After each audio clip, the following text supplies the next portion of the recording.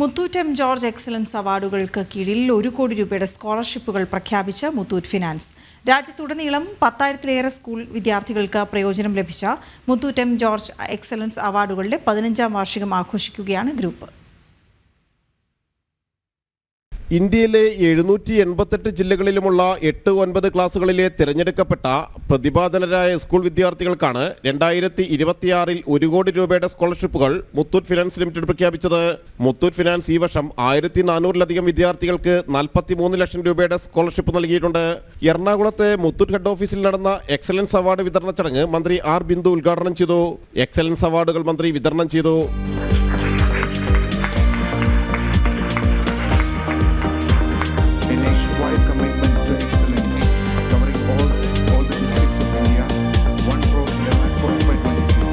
Muthoot finance managing director George Alexander Muthoot അധ്യക്ഷത വഹിച്ചു.